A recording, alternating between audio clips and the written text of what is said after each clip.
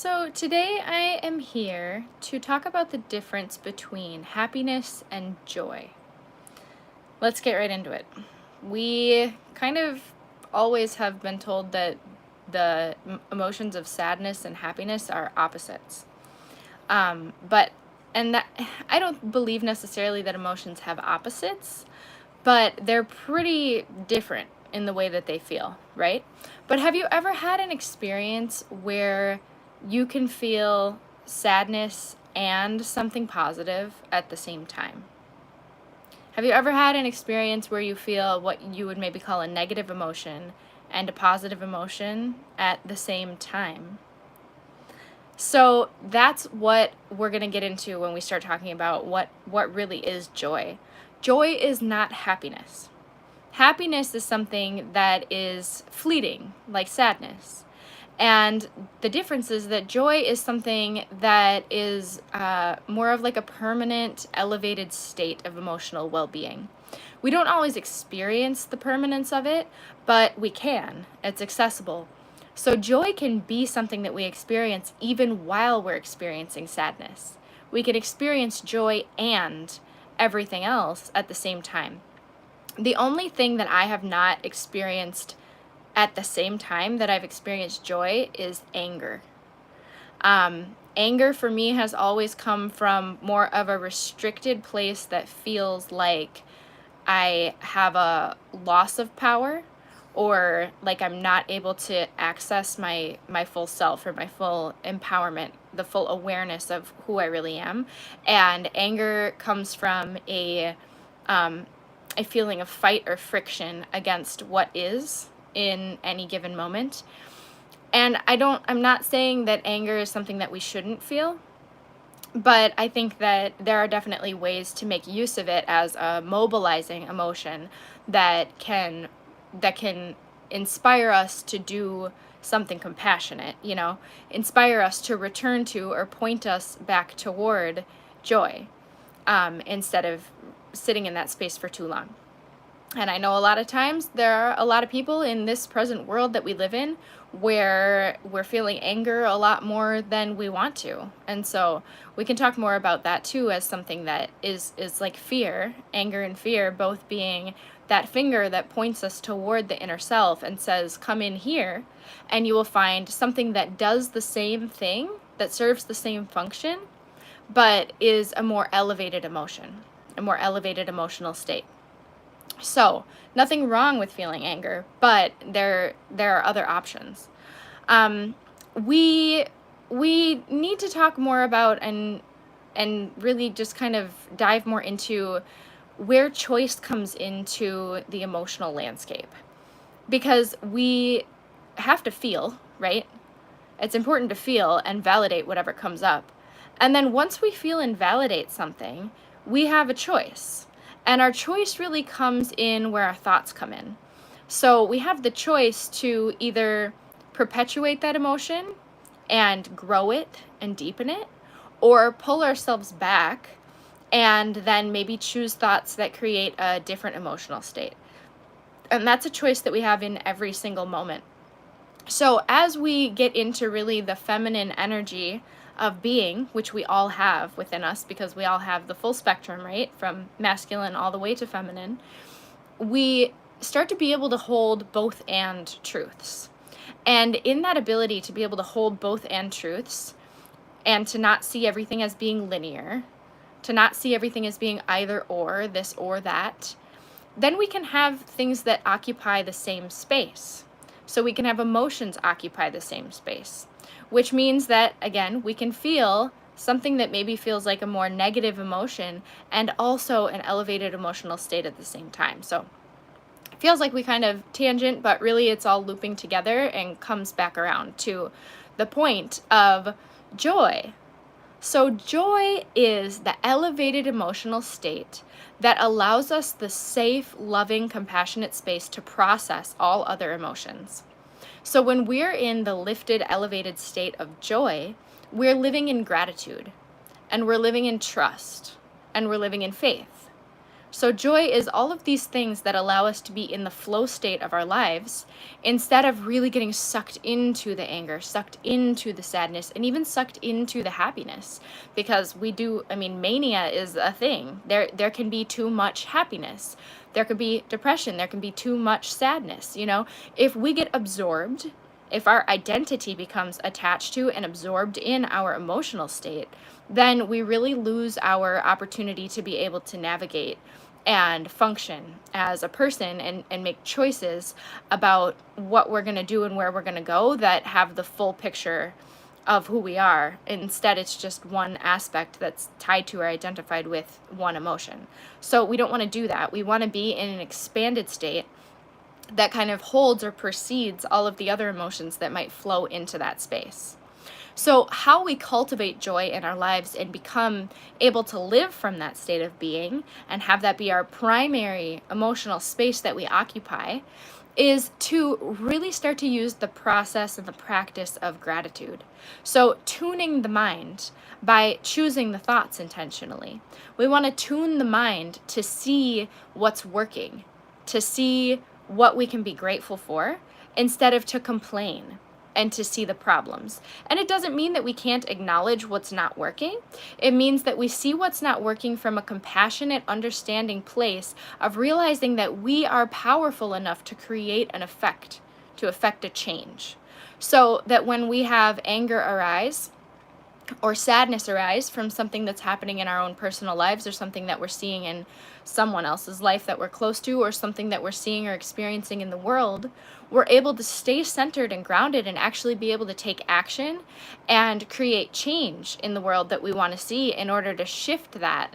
We want to shift the way that those emotions are working on a larger cultural, societal, planetary scale. We don't just want to feel it and be like, oh, yeah, poor me, never be able to do anything about it, so depressing and sad and too bad, but I'm just gonna drown in the lack of power, right? No. Because when we do that, we're giving our life force energy to an emotion or to a thought. And that drains us. And that puts us in a position where we really can't do anything about it. So we don't want to do that. We want to be in a position of gratitude, of really trusting that this process that we're a part of has a lot of choice involved in it, has a choice in every moment that's available to us, and that this process is really guiding us and everyone else to the highest expression, to the fullest expression of their being. So we know that each of us has this innate light, right? This spirit within that has all these gifts to bring to the world. Whether you know what your gifts are yet or not, they're there.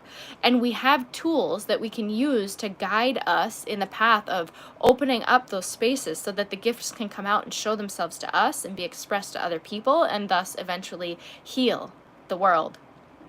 And so when we can be in a place of recognizing that we're on that path, that we are on the path where everything is lining up with us, unconditionally loving us, that God is this force, this creative force that really is inspiring and moving. It's the source of movement of all things, including time and every moving piece that we see in our lives and all of our thought forms and all of our emotions and everything that we do. That's what God is. That's what creator is. It's literally the creativity that is happening all the time, right? So if we can live in that state, then when we feel those negative emotions, we go, okay, that's the reality right now. It is what it is, and it's true. And now, what choice can I make in this moment to create more of what I want to see, to create more of what I want to experience? So, say, for example, we have a situation or a disagreement with another person, and we're feeling powerless or angry or sad, and that emotion completely overtakes us, and we're not able to communicate then in a compassionate way. What are we creating in that? Are we creating more of what we want to see in the world, which is connectivity and understanding and compassion and love and acting from a loving place? Or are we probably going to be creating something that's more like disconnect and maybe even fighting, the feeling of fighting or arguing? a feeling of being unheard, or both people lacking power. It's going to be all the things that feel negative, right? So we have to use tools and give ourselves tools in the moments where we feel like things are out of control, or where we're really triggered by our wounds. And we have to use those tools to orient ourselves back to understanding and trusting that we're on this path of really being guided to our fullest expression of self.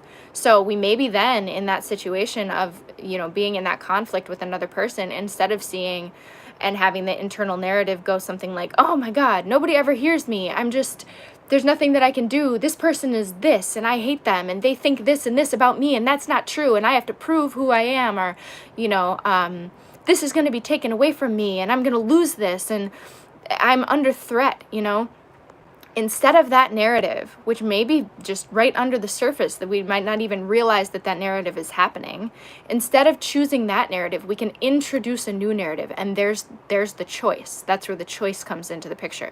We can say, this is really hard right now, but I know that I'm going to figure it out. This is really difficult, and what I can do to create the highest outcome is to be loving and compassionate, even if this person has done something wrong, or has done something that goes against what I value, or has done something that has hurt me. Because I want to create more love and compassion in the world, and so what I can do right now is create more love and compassion in the world, right? That puts us in a place of personal power and empowerment. We can say, I don't understand any of this, and I'm really confused, and I know that I'm being guided. And I know that there's a gift in this moment that I will receive, that will strengthen me, that will bring me closer to the being that I want to be in the future. I'm open to receive my guidance. We can take a break. We can take a breath. We can use our tools to get ourselves out of our fight or flight or freeze moment and bring ourselves back into a calm nervous system. So we have these tools, and this is an important practice to work on developing these tools all the time, not just when you're happy and things are going great, but when you're sad, or you're disappointed, or you're angry, or you're feeling, anything that you would consider to be more of a negative emotion. That is an area too that is just as valuable. So joy is the ability to know that when we're in any place emotionally, we're guided, we are trusting, we are trusted, we are loved unconditionally, and we see the whole of life experience as being something that is so valuable that we would not trade it for anything. We're grateful to be alive. We're here, we're listening, we're interacting, we're learning, right? Joy is larger. It doesn't get sucked down and boiled into the emotion of the moment. Joy holds an open space to allow one emotion to flow into another. And in that open space, we're able to integrate and process things so that we create less trauma that we have to heal from later. And we also create less negative karma, which means acting out of alignment with what is true for us and our soul and our spirit in love and compassion. If we act out of alignment there, if we act in a way that is hurtful to someone else, or that doesn't follow what's actually in our heart, in our open, loving, compassionate, empowered heart, then we're going to create situations that we have to correct later, right? So that's negative karma. We create positive karma when, no matter what's going on, we choose love and compassion. And I want you to think about too that you are God, right? Because you are being lived by this creative energy, and this creative energy is God. This is source. This is the unlimited. And therefore you are also unlimited. So in one moment, anything can change. Anything can come to you that you need. You have to be open. And joy gives us that opportunity to stay open for miracles and for guidance and for all the things that we ask for as far as support goes. So in that space of being this creative energy, not only does it flow through you, but it literally flows you. This is what lives you, right? You're not just this living being that's outside of this web or this matrix of energy that flows through things. It's not just flowing through you like a tube, right? It is literally creating you. You are it. So in that means that if you are feeling hate, you are creating hate. If you are feeling love and compassion, you are creating love and compassion. It also means if you are feeling hate, you are hate. If you're feeling love and compassion, you are love and compassion, right? So whatever you give to someone else by allowing it to flow through you is what you're giving to yourself as well. When you feel hate, you give your entire system hate, because that's what you're allowing in your body, in your heart, in your energetic system. When you only allow love and compassion, then that's what you're giving yourself. And that allows things to move so much more easily and to heal so much more quickly. So you might find that in an argument where you feel a tendency to be self-protective, if you really open up and live in a state of compassionate well-being, then you're going to have solutions come to the forefront of whatever disagreement that is, that just wouldn't be able to come otherwise, because they wouldn't be able to flow through you. So it's a worthwhile experiment to see what it feels like to live this way. And it's also a practice, and it requires giving yourself a lot of grace, because we wobble before we find balance, right? And at first it might be like a crazy wobble, and then it might be like every once in a while I kind of wobble, and then it might be a lot more steady with an occasional wobble. But we wobble until we find balance. And when we really find balance, we choose it. We choose to stay there because we realize that it is nothing but benefit. It has nothing but benefit for our life, for the lives of the people that we care about, and for every interaction that we have that then goes on and creates a ripple effect in the world. So when we want to create change in the world, which I know you do because you're listening to this video, it's important to choose joy, to explore joy. Joy being that wonderful, beautiful, elevated state of just really seeing beauty, appreciating beauty. And that can be anything. You can experience that in so many ways. Slow down enough to see that and appreciate that. Don't just get stuck in your head and allow yourself to spiral through your day, never really being able to touch or take in or affect anything in a positive way. You have to relax enough to be able to get into this state of joy.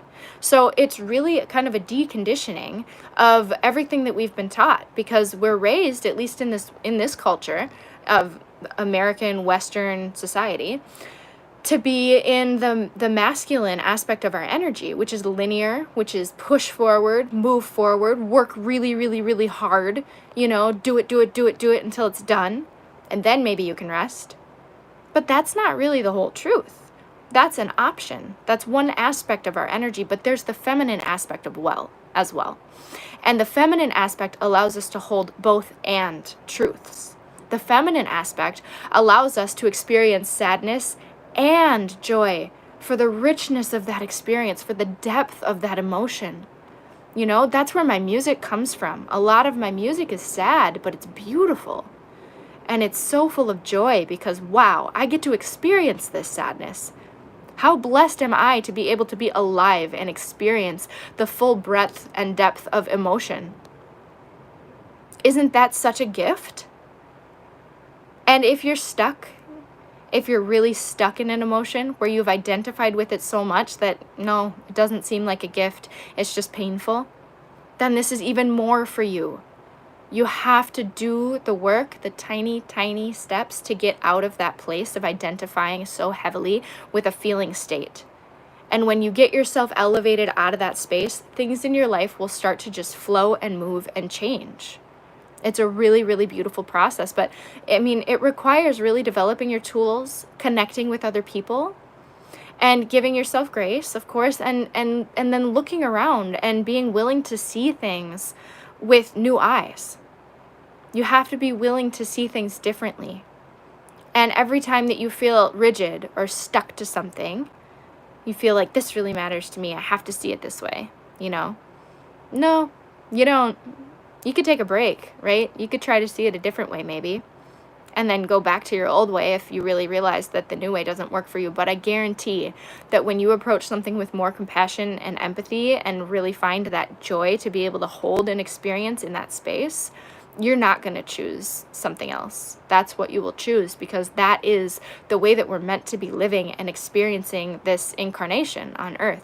And that is what heals our planet. is to be living in that space. Okay? So give other people the grace and give yourself the grace to be learning this.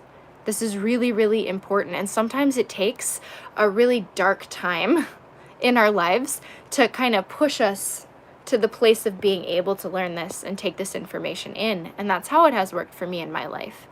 I've gone through a lot and have been in spaces where I have been very, very much identified with either my emotions or my thoughts or both. And I've had to pull back and realize that that's not me. That's not the full picture of who I am. I am a space that things move through, right? And now living that way as a space that things move through, I have the freedom to grow and change as I see fit in any moment. And that is freedom. So it's worth it to find joy. Joy is freedom. And again, it's not always happiness. And that's okay. Because when you find joy, you don't always need happiness. Because you have really, really, really an appreciation for the value of your own life. And you see how valuable you are. And that's what I need from you as well, is to really recognize that you are valuable, inherently valuable. There is nothing that you can do to reduce or increase your value. You're valuable because you exist. And so now, with that awareness, can you gently ease out your gifts and start to be brave and just offer those things to the world, and continue to offer those things to the world if you are already, and just look for, what am I offering to the world, right? What am I offering? And maybe it's a gift, and maybe right now it's actually not. Maybe right now you're offering kind of a grouchy attitude, and you have the opportunity to change that. Every single moment, you have a choice. Choose love and compassion, and choose joy. And if you want to set up a session with me one-on-one, or invite me to an event to speak, or have me come to any sort of party or workshop, just any group activity like that, to offer any of my sound healing or speaking or energy work or psychic work, I would love to hear from you. So feel free to shoot me an email at contact@mamarose.blog, or you can always go to my website, mamarose.blog, mamarose.blog, and you'll see a list of my offerings there. You'll see the contact page where you can reach out about any of the things that I offer. I would love to work with you. If you feel called to work with me, there's a reason for that connectivity, right? So let's explore it.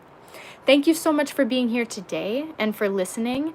And I really trust that if you're here and you're receiving this message, you are on the path of opening and expansion. And if these words find a home in you today, that's great. And if they don't yet, that's okay too, because they're seeds and they will expand and they will grow. So thank you for listening. Thank you for giving me that gift, and thank you for giving that gift to yourself today. All right, bye.